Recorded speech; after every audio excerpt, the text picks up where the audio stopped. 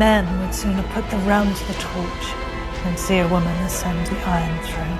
We do not rule, but we may guide the men that do. Even I do not exist above tradition and duty, Rhaenyra! Where is duty? Where is sacrifice? Qué miedo pasamos todos cuando anunciaron el estreno de La Casa del Dragón, ¿verdad? Después de haber traumatizado a una generación entera con la última y catastrófica temporada de Juego de Tronos, la probabilidad de traernos un truño era muy alta. Sin embargo, George R.R. Martin decidió involucrarse más en la nueva serie inspirada en uno de sus fragmentos de Fuego y Sangre y traernos más intrigas palaciegas, violencia y sexo incestuoso. Con guiños y toques que nos recuerdan a su predecesora, la primera temporada de La Casa del Dragón ha apostado por menos localizaciones, menos personajes, además de enfocarse en nuevos temas y dilemas, como por ejemplo cómo son tratadas las mujeres en las manos de los hombres. Una declaración de intenciones en toda regla al ver este parto espantoso y traumático en el primer capítulo. A lo largo de los 10 episodios exploran, entre otras cosas, los sistemas patriarcales, reflexionando sobre cómo y por qué se perpetúan. Y lo hacen sobre todo a través de Rhaenyra y Alicent, las dos claras protagonistas de esta primera temporada. Porque no es tan sencillo como que simplemente los hombres quieren tener el poder y ya está, sino que es un sistema que se interrelaciona profundamente con la religión, las normas sociales y la tradición. Y romper una tradición es romper un sistema, y romper un sistema inevitablemente desata el caos. Veamos en detalle estos dos personajes para descubrir cómo cada una, siendo oprimida por el mismo sistema, debe aprender a navegar y adaptarse a él, mientras una gran guerra generacional ocurre. Así que coge tu... Negroni, Magliato, with Prosecco in it. Y no olvides suscribirte al canal y darle a la campanita si quieres ver más vídeos como este. Poniente se resiste a tener a una mujer heredera al trono. Ese será el conflicto principal alrededor del cual girarán todas las tramas de la primera temporada de La Casa del Dragón. Cuando George R.R. Martin fue preguntado sobre por qué esta historia se centra en el ascenso del trono de una mujer y por qué Poniente es tan antimujer, contó que se inspiró en la historia misma para contar esta tragedia. Se inspiró principalmente en Enrique I, un rey de Inglaterra que existió alrededor del año 1120, al que se le murió su único hijo legítimo y varón, el cual se ahogó cruzando el canal inglés. Solo se le quedó con vida una única descendiente legítima, su hija Matilde, a la cual nombró heredera del reino. Hizo jurar lealtad a todos los señores de los reinos hacia ella, pero cuando murió unos años después, la mayoría de esos señores olvidaron sus juramentos y decidieron promover el ascenso al trono de su primo, Esteban, el cual rápidamente consigue nombrarse a sí mismo rey. Este hecho desató el periodo que se llama la Anarquía, un periodo de guerra donde Matilde y Esteban lucharon durante mucho tiempo, una usurpación que se llevó a cabo debido a que Matilde era mujer. So that was the inspiration there. I don't think Westeros is particularly more anti-woman or more misogynistic than real life and what we call history. Durante los primeros capítulos, cuando Rhaenyra es adolescente, vemos características muy concretas de su personalidad. Es rebelde, aventurera, valiente y libre de espíritu, además de tener mucha picaresca. Rechaza de frente la idea del parto, no solo por ver a su madre tratada como un animal de reproducción, sino además por su muerte.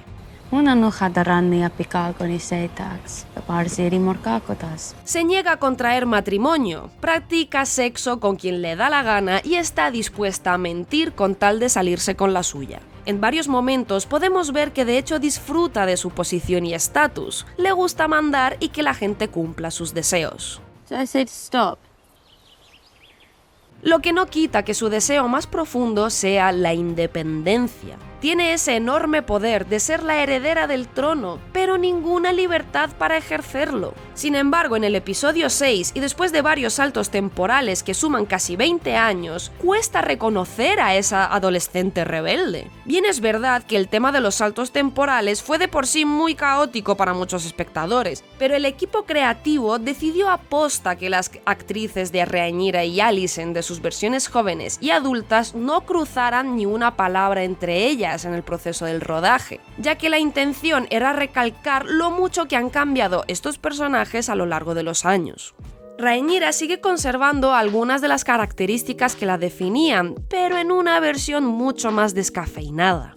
Ahora es más calculadora y pensativa y ha renunciado a la mayoría de sus ideales. De hecho, en la primera escena de Rhaenyra adulta está pariendo, cosa que juró que no haría, y descubrimos que ni siquiera es el primer parto, sino el tercero. El mundo y las normas sociales han podido con ella. Ni siquiera la primera heredera del trono es capaz de doblegarse ante la sociedad patriarcal en la que viven.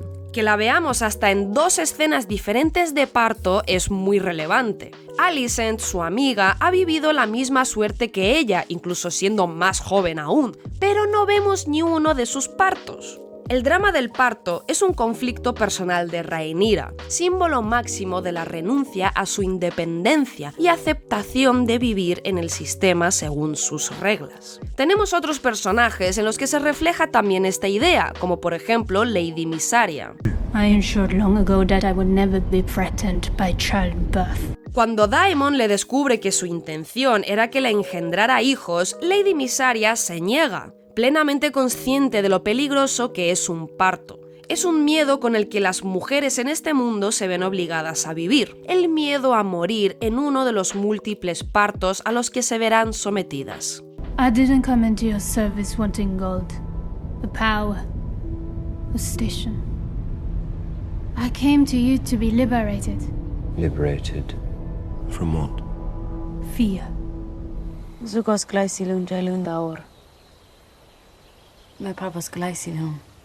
Rhaenyra es un personaje que comenzó rechazando la maternidad, pero irónicamente, como veremos después, lo que acaba moviéndola de adulta es la maternidad en sí. Cuando es nombrada reina, se niega a hacer estallar la guerra. Todo el mundo a su alrededor intenta empujarla a las armas y a la ofensiva, pero ella se mantiene firme en intentar mantener la paz, como su padre habría deseado. Sin embargo, cuando le informan sobre la muerte de su hijo Luke, vemos que puede ser el único detonante que probablemente hará que la guerra estalle definitivamente en la segunda temporada. Luego, por otro lado, tenemos a Alicent, la hija de la mano del rey y mejor amiga de la infancia de Rhaenyra. En los libros originales se presentaba a este personaje como una clara villana en su versión adulta, pero le dieron la libertad a Emily Carey, a su versión joven, a darle una personalidad propia al personaje, para darle más perspectiva y tridimensionalidad. Dieron la oportunidad de mostrar a Alicent antes de su transformación en una reina obstinada, llena de inocencia e ingenuidad, y sobre todo un amor profundo hacia Rhaenyra, completamente correspondido por su amiga. Durante esta época vemos cómo a Alicent se le niega el derecho de explorar su identidad y sus deseos. Es usada como peón en los juegos políticos de su padre y es desposada con el rey a los 14 años para engendrar más herederos. Alicent sufre por distanciarse de su mejor amiga, a la cual le desagrada que sea la nueva esposa de su padre. Teniendo la misma edad que Rhaenyra, ya ha sido casada, ha sido madre y debe ejercer un gran control sobre sí misma y sus acciones al ser nombrada reina.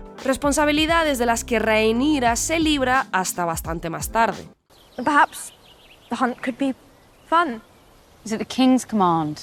Yes, but Then at once, your grace. but it needn't be.